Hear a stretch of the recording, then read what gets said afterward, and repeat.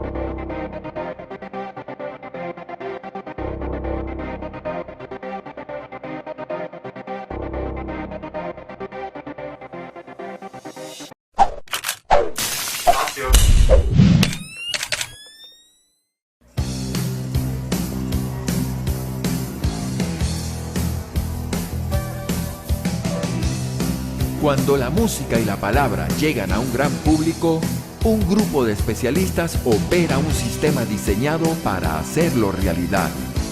Esto es el refuerzo sonoro, y esta es su historia en Venezuela contada por sus protagonistas. La historia del refuerzo sonoro en Venezuela.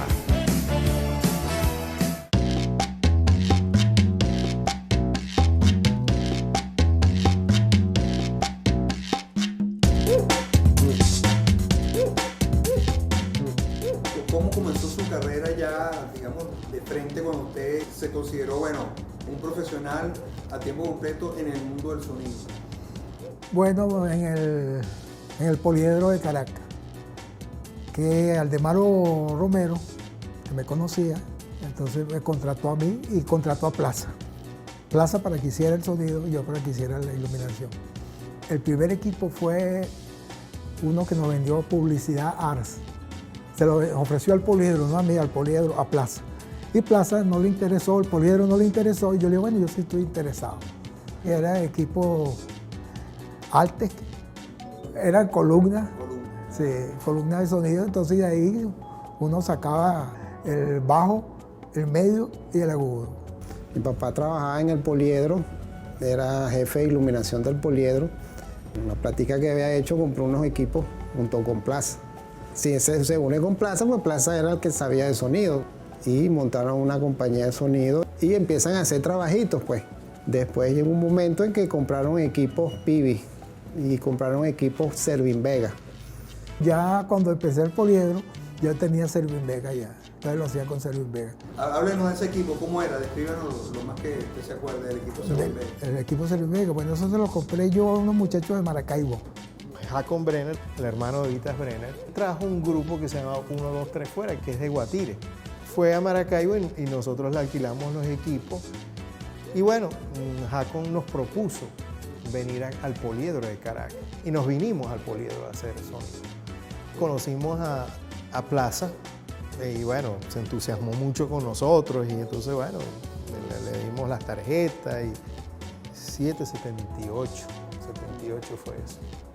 Valero compró con Plaza los equipos de sonido, compraron Servin Vega. 4, vamos a decir, medio bajos y 4 trompetas. Los amplificadores eran de la misma marca. Ah, también Servin Vega. Sí. ¿Cuántos amplificadores compró? 2.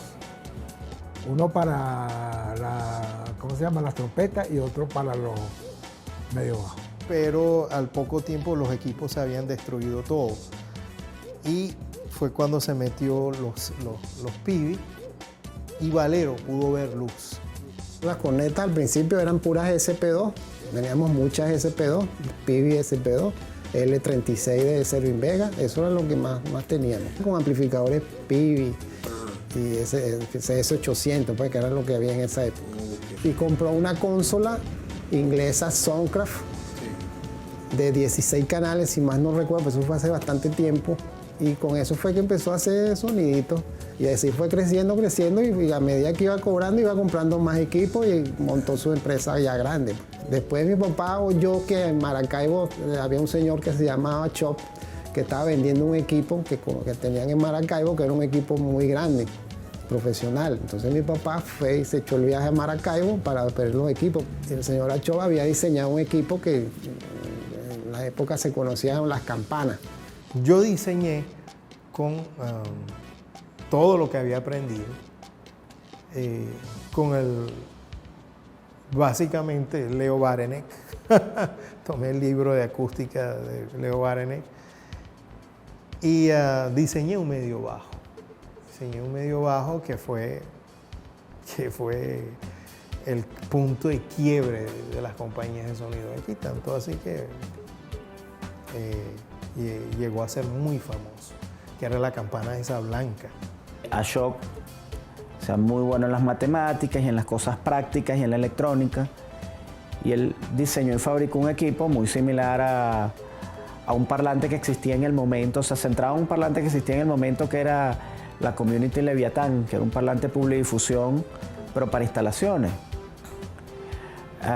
Él hizo algo bajo el mismo concepto, que era una camarita de compresión con doble 15 pulgadas, con una bocina exponencial grandísima. O sea, tendría 1.20 por 1.20 la boca para los 2.15 pulgadas, que estaba sintonizada a 60 ciclos. Ese era el centro del equipo, eran extremadamente eficientes. Entonces usaba bajas bocinas plegadas Serwin Vega y utilizaba en el comienzo bocinas electro de formato grande y unas cajas con 10 piezoeléctricos. Y terminó utilizando bocinas de formato pequeño, drivers de 1 pulgada para agudos, y usar un equipo 4 vías. Y los movía con amplificadores Pivi CS800. Y había diseñado un crossover del mismo, o sea, el equipo todo lo había diseñado el señor Achoa. Ese fue un equipo que había fabricado Achoa, que eran unas grandes cornetas, pero tenían mucha potencia, pateaban duro, de verdad. Entonces él me dijo, mira, yo tengo un equipo, bueno, yo lo quisiera ver, yo voy a hacer un meeting de Copey en Valencia. ¿Tú lo puedes llevar allá? Sí, cómo no. Entonces las trajo y las montó. Y la verdad es que me impresionó lo duro que sonaban eso. Entonces le dije, bueno, está bien, está hecho el negocio, me quedo con ellos. Después te lo pago. Entonces, así fue que apareció ese equipo. Y también compró para mover los bajos, usaba el BGW. Me acuerdo que venían también las consolas que le vendió, eran Pivi. Una de 24 y 2 de 16. Entonces se usaban las de 16 para el monitoreo, creo que eran cuatro Submaster, entonces eso se usaba como 4 mezclas y la de 24 se usaba en el main.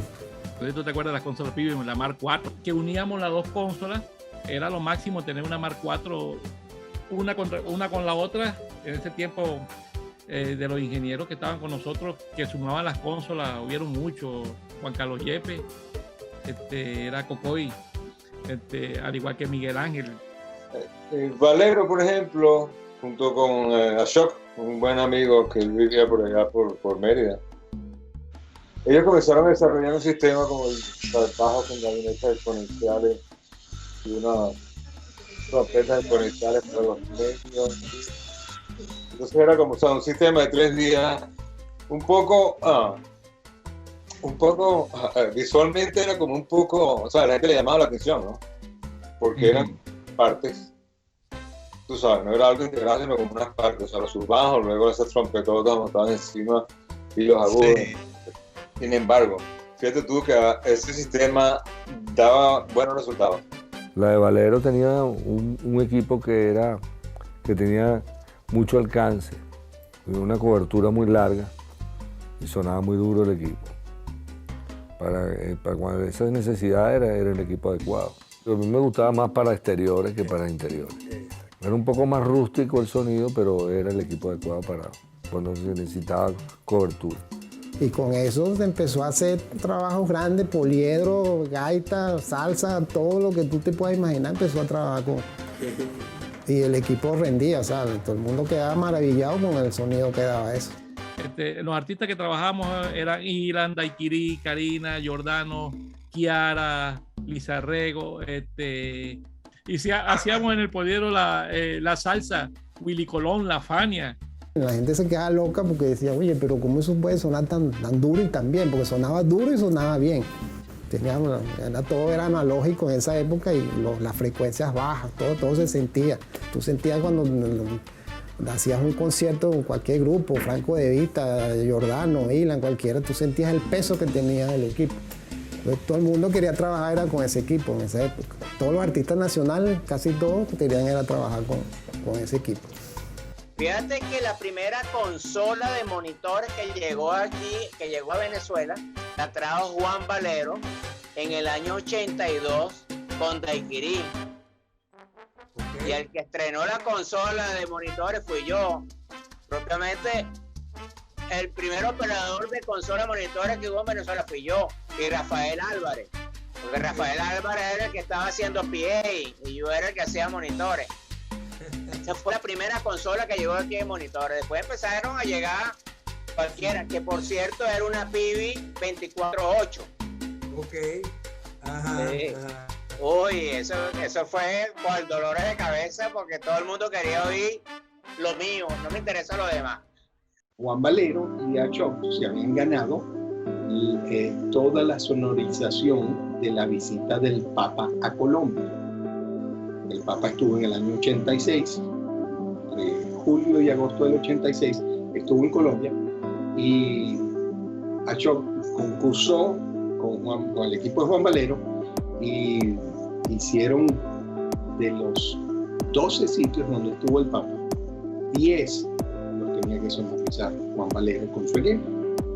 Eso te puedes imaginar que era una cantidad de equipo impresionante, era una cantidad de trabajo impresionante, muchas cosas que hacer a la vez.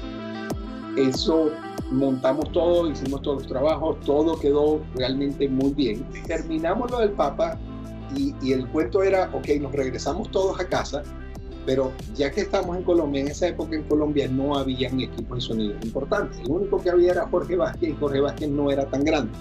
Entonces los promotores locales vieron este monstruo de equipo que había llegado para lo del Papa desde Venezuela, el equipo de Juan Valero, y le ofrecieron a Juan Valero, el famoso Armin Torres, que es uno de los promotores que fue más famoso en Colombia en esa época, le ofreció a Juan Valero, quédate y hagamos varios de los trabajos de las giras que yo tengo en Colombia.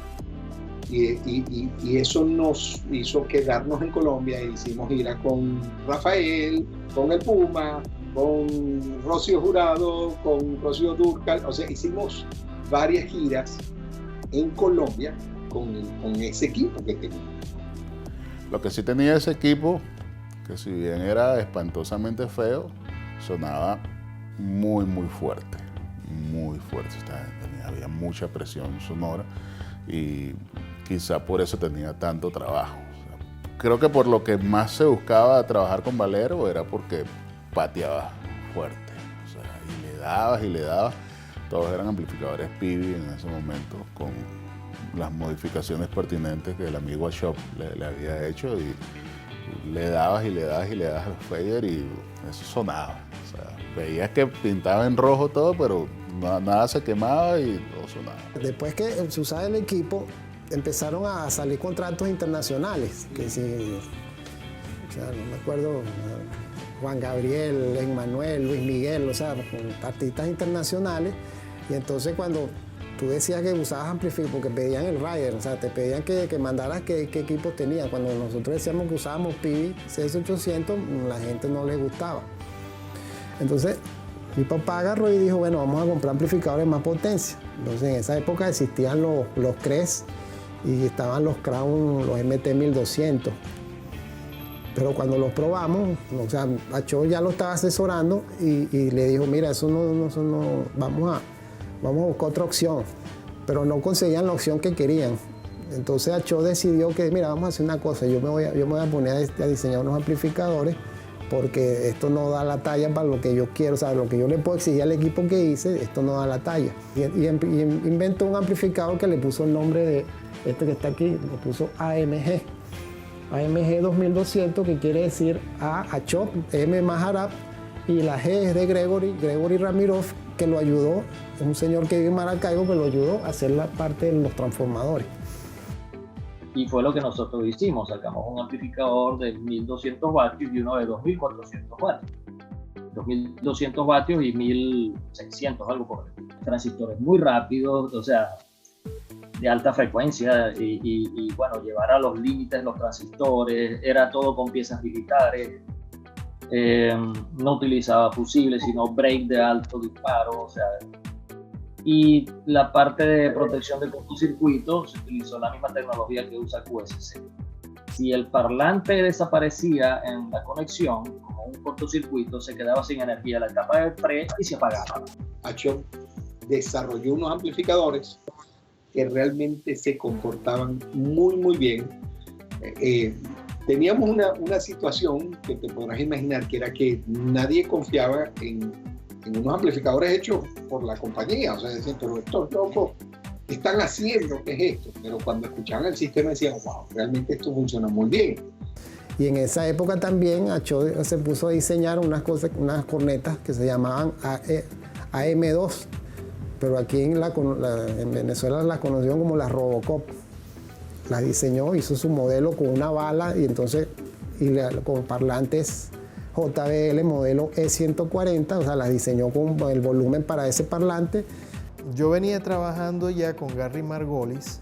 Él me pasó un paper de la ESE que él tenía de un programa de computadora para diseñar bocinas de baja frecuencia.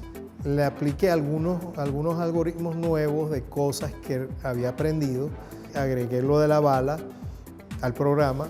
El carpintero hizo el prototipo, cuando lo probamos, en realidad daba los números que había predicho el programa. Tanto así que yo se lo llevé a Gary Margolis y le dije, mira, aquí está tu programa modificado por mí. Y está dando diseño porque yo lo hice. Llevé un plano del medio bajo, lo hizo un amigo mío que se llama Gregory Ratmirov, hizo el dibujo muy bien hecho. Y hice el diseño del medio bajo con bala, hice dos diseños, uno de monitor y uno grande. ¿En qué momento aparecieron esas Robocop? Bueno, esas las hizo Ashok también. Y entonces, como sonaban tan duro como las campanas, entonces fue que metimos las Robocop. Háblame, esa caja, la de 4 buffer, ¿cómo fue la entrada de esa caja de la compañía? Bueno, a él le gustaba el sistema Electro Voice. Usaba una caja, me enseñaron una caja que se llamaba MT2 y otra que usaba 4 parlantes se llamaba MT4. Audiorama las tenía y nosotros las oímos y a Ashok le pareció que eso se le podía sacar mucho más provecho. Y a Carlos se puso a diseñar una caja, la llamó también, la llamamos nosotros MT4, la llamó AM4 porque era su nombre. Y la diseñó, las primeras cajas las hizo un señor que tú conoces que se llama Montani, Gilberto Montani. Y cuando probamos eso, las empezamos a usar con los amplificadores BGW y aquello sonaba, o sea, mucho mejor que el Electro Voice. ¿Cuántas cajas de esas llegó a tener la compañía? 8 cajas de 4, eran 32 bajos. Pero eso sonaba cuando se montaban las 8, o sea, eso era... Podías hacer con eso en cualquier estadio, en cualquier cosa, que eso no te iba a dejar mal. Eso sonaba duro, pero duro, que tú sentías que la camisa te temblaba cuando le daban al bajo en un concierto. Me acuerdo que fuimos a hacer el Festival de Jazz de Aruba, una vez con el equipo Valero, nos fuimos a Aruba a hacer el Festival de Jazz, y absolutamente todos los técnicos que veían cuando miraban el equipo así decían, ¿qué es esto? O sea, ¿qué trajeron para acá? Ya eran épocas donde existían los Turbo Sound, los Apogee, Meyer Sound, nombres reconocidos, y nosotros hicimos con esto allá, pero cuando lo escuchaban decían, no, pero sí funciona muy bien, o sea, realmente funciona muy bien. Entonces, eso era lo que nos daba un poquito de credibilidad. Al principio nos costaba mucho que siquiera se montaran a las consolas a intentarlo. Bueno, la otra, antes que se me olvide, los crossover usaban todos los transformadores que usábamos para las frecuencias, todos eran transformadores Jens. Todos los equipos de nosotros usaban transformadores Jens. Entonces, por supuesto, cuando llegaba la señal, todo era, lo que se oía era limpiecito, porque con esa cantidad de transformadores chupaban todo lo que era ruido, lo eliminaba. Entonces, por eso el sistema sonaba tan bien. Otro truco que tenía el sistema de nosotros era lo que llamaba la gente una caja, nosotros le llamamos la caja negra. Entonces todo el mundo, cuando nosotros instalábamos el equipo, cuando conectábamos la corriente, hay una caja negra y entonces salía de ahí, solamente salían 4 cables. Entonces todo el mundo se quedaba, ¿y qué es esto? ¿Qué es esto? La caja negra lo que tenía era un banco de condensadores.